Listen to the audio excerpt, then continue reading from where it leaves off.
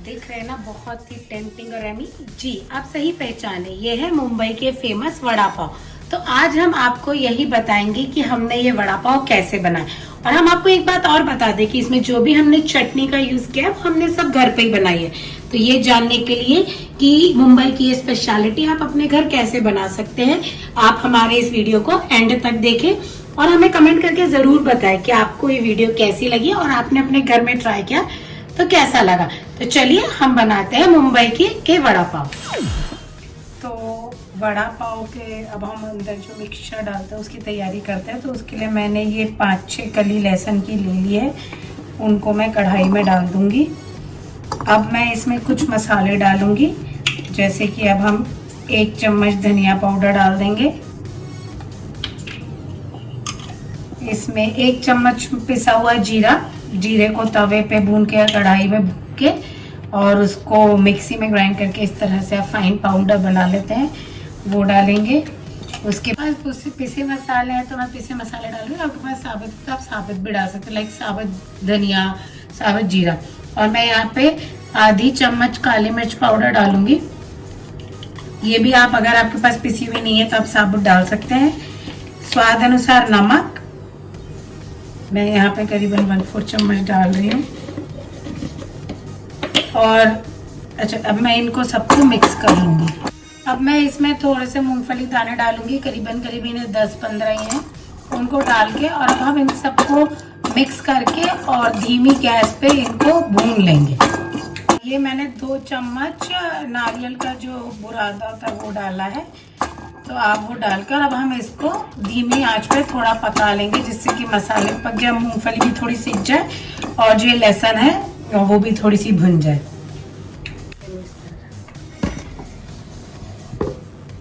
ये देखिए करीबन 5-7 मिनट मैंने इसको भून लिया था, इसका कलर भी हल्का सा चेंज हो गया। तो अब हम गैस बंद करके इसको ठंडा होने के लिए रख देंगे और ठंडा होने के बाद हम इसको मिक्सी में ग्राइंड कर लेंगे। ये देखिए मैंने इसको ग्राइंड कर लिया है, तो ये इस तरह से बन जाएगा। और मैंने इसमें ग्राइंड करने के वक्त थोड़ी सी 1/4 चम्मच कश्मीरी मिर्च जो होती है वो डाली थी, उससे कलर आ जाता है। वो बिल्कुल ऑप्शनल है, अगर आपके पास है तो डालें, वरना कोई दिक्कत नहीं है। बट इस तरह से ये देखिए, इस तरह से ये बन जाएगा। अब आपको पता होगा वड़ा पाव में 2 तरह की चटनी का यूज होता है, एक मूंगफली की चटनी और एक मीठी चटनी। तो हम पहले मूंगफली की जो चटनी होती है उसकी तैयारी कर लेते हैं। तो इस तरह से मैंने इसमें 4 कली लहसुन की लिए और कुछ मूंगफली के दाने लिए हैं। अब हम इनको धीमी आंच पे, इसमें मैंने आधा कटोरी मूंगफली दाने ले लिए थे, अब हम इसको अच्छे से सेक लेंगे। ये देखिए हमारी मूंगफली और लहसुन भुन गया। तो अब मैं इसमें कुछ मसाले डालूंगी और फिर हम इसको मिक्सी में ग्राइंड कर लेंगे। तो मैंने यहाँ पे हाफ चम्मच कश्मीरी मिर्च डाली है। ये ऑप्शनल है, आपके पास हो तो डालें, वरना आप। मैंने यहाँ कश्मीरी मिर्च यूज करी है, आप तीखा खाते हैं तो आप लाल मिर्च यूज कर सकते हैं। हम तीखा नहीं खाते इसलिए मैंने इसमें कश्मीरी मिर्च डाली है। अब मैं इसमें आधा चम्मच अमचूर पाउडर डाल रही हूँ। इसमें मैं थोड़ा सा 2 या 3 पिंच ऑफ हींग डाल रही हूँ और मैं इसमें अब नमक स्वाद अनुसार नमक डाल रही हूँ। नमक का ध्यान रखें, हमने उस वाले में भी डाला है जो हमने लहसुन का पेस्ट बनाया था, तो थोड़ा कम ही डालें। अब हम इसको मिक्सी में ग्राइंड कर लेंगे और इसमें थोड़ा सा हम पानी डालेंगे। अब हम इसकी जो तीसरी चटनी होती है उसकी तैयारी कर लेते हैं। तो यहाँ पे मैंने पानी में आधा कप पानी में थोड़ी सी इमली लेके और अब हम उसको उबाल लेंगे। अभी देखिए हमारी इमली अच्छे से उबल गई है, तो अब हम इसको बंद करके और ठंडा होने के लिए रख देंगे।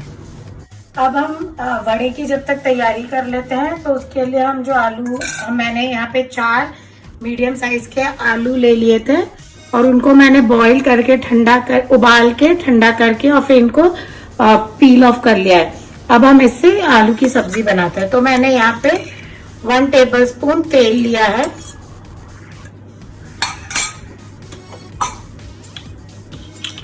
अब हम इसमें 1/2 टेबलस्पून राई डालेंगे।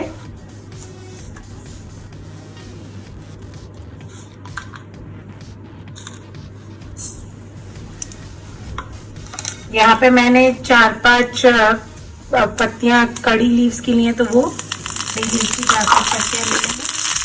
अभी देखिए राई तड़कने लग गया है। तो अब हम इसमें, यहाँ मैंने बारीक प्याज काटा था तो मैं थोड़ा सा प्याज डाल दूंगी। एक मीडियम साइज प्याज है, उसको काट के बारीक काट के हम डाल देंगे। ये देखिए हमने प्याज डाल के उनको भून लिया है जब तक कि वो थोड़ा सा उनका कलर गोल्डन ब्राउन हो जाए। अब हम इसमें मसाले डालेंगे। बेसिक मसाले जो हम आलू की सब्जी बनाते हैं तब डालते हैं। थोड़ी सी हींग, 2 पिंच ऑफ हींग, 1/4 टेबलस्पून हल्दी। मैं यहाँ पे कश्मीरी मिर्च डाल रही हूँ। एज मैंने आपको बताया हमारे घर कम तीखा खाते हैं सब लोग। अगर आप लोग तीखा खाते हैं तो आप इस वक्त पे लाल मिर्च डाल सकते हैं। और यहाँ पे मैं भुना हुआ जीरा जो है वो 1 टेबलस्पून वो डाल रही हूँ। ये सब मैंने 4 मीडियम जो आलू बॉईल किए थे उसके हिसाब से डाला है। आप क्वांटिटी को बढ़ा या कम कर सकते हैं जितने आप आलू लेंगे। और मैं इसमें स्वाद अनुसार नमक डालूंगी।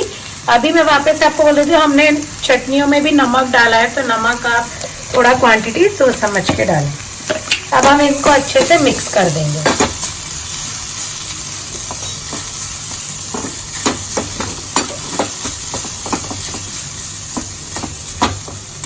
अब मैं इसमें थोड़ा सा फ्रेश कोरिएंडर, हरा धनिया वो डाल रही हूँ।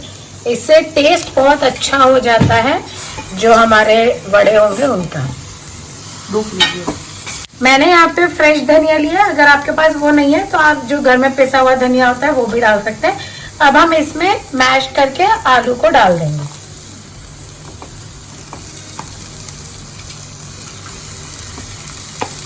देखिए इस तरह से, क्योंकि बॉइल्ड है आलू तो उनको मैश करने में दिक्कत नहीं होगी। देखिए इस तरह से हमने सारे आलूओं को मैश करके और अच्छे से मिक्स कर लिया। अब मैं इसमें आधा कटा हुआ नींबू का रस डाल रही हूँ।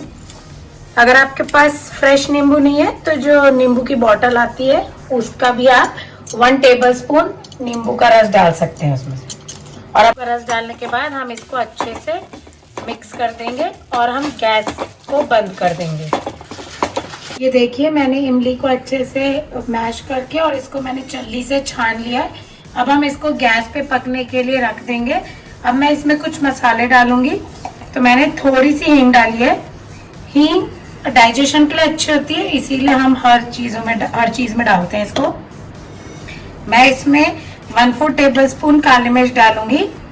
आप चाहो तो थोड़ी और ज्यादा भी डाल सकते हो। और इसमें मैं पिसा हुआ जीरा 1/2 टेबलस्पून वो डालूंगी। इस वक्त मैं आपको एक चीज बताना चाहूंगी, अगर आपको सौंफ पसंद है तो आप पिसी हुई सौंफ भी डाल सकते हो, उससे टेस्ट बहुत अच्छा हो जाता है। और अब मैं इसमें 1/2 टेबलस्पून काला नमक डालूंगी और बहुत थोड़ा सा 1/4 टेबलस्पून से भी कम नॉर्मल जो सादा नमक होता है वो डालेंगे। और मैं इसको पका लूंगी। अब मैं इसमें गुड़ डालूंगी।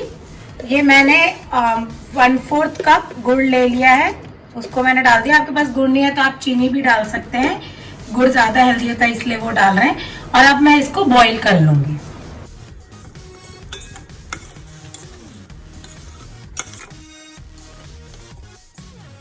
देखिए हमारी चटनी अब बिल्कुल तैयार हो गई है। अब मैं इसको ठंडा होने के लिए रख दूंगी। इसमें अच्छे से उबाल भी आ गया और ये गाढ़ी भी होने लगी। तो हमारी दोनों चटनियाँ तैयार हो गई हैं और आलू भी हमारा हो गया। तो अब हम वड़े की तैयारी करते हैं। तो उसके लिए मैंने यहाँ पे 1/2 कप बेसन है वो लिया है। अब हम इसमें 1/4 टेबलस्पून नमक डालेंगे और 1/4 टेबलस्पून बेकिंग पाउडर वो डालेंगे।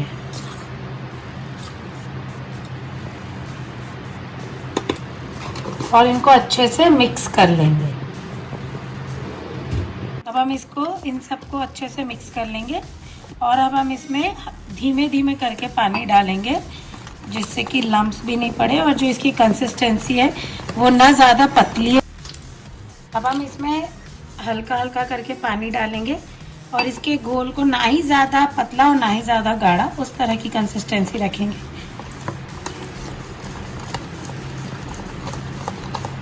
जिससे कि जब हम आलू के जब रोल करके इसमें डालेंगे तो वो अच्छे से बेसन उसके ऊपर कोट हो जाए और फिर हम उनको फ्राई कर सकें, इसीलिए हम ये बेसन को तो ये देखिए इस तरह से आपको इसकी कंसिस्टेंसी रखनी है। ये देखिए मैं आपको दिखाती हूँ। अब हम इसमें आलू को अच्छे से डालेंगे तो वो कोट हो जाएगा, तो ना ही ये ज़्यादा पतला है और ना ही ज़्यादा गाढ़ा है। हम बड़े को तलेंगे तो उसके लिए मैंने एक कढ़ाई में तेल ले लिया है और अब हम इसको गर्म होने के लिए रख देंगे जब तक हम ये आलू जो है उनके रोल बना के और अच्छे से बेसन में उन लिया है। अच्छे से हमने इसको गोल कर लिया है। अब मैं इसको बेसन में इस तरह से डालूंगी, इस तरह से बेसन में इसको लपेट के और इस तरह से डाल दूंगी।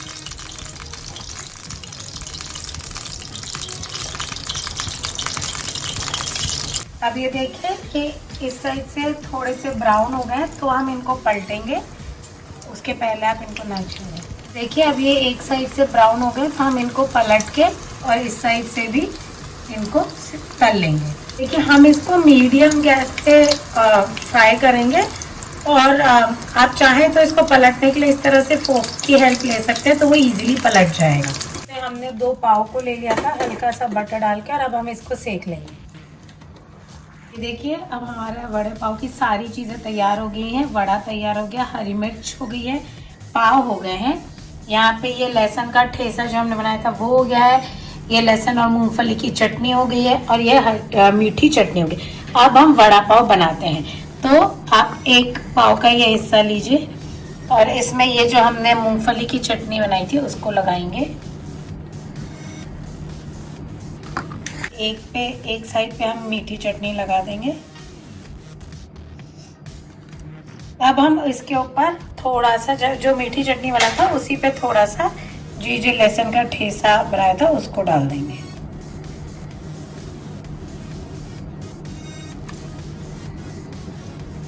अब मैं इसमें एक हरी मिर्च रखूंगी और ये हमारा वड़ा है उसको रख देंगे और ये हम इसके ऊपर बंद कर देंगे और ये हमारा वड़ा पाव तैयार हो गया। ये देखिए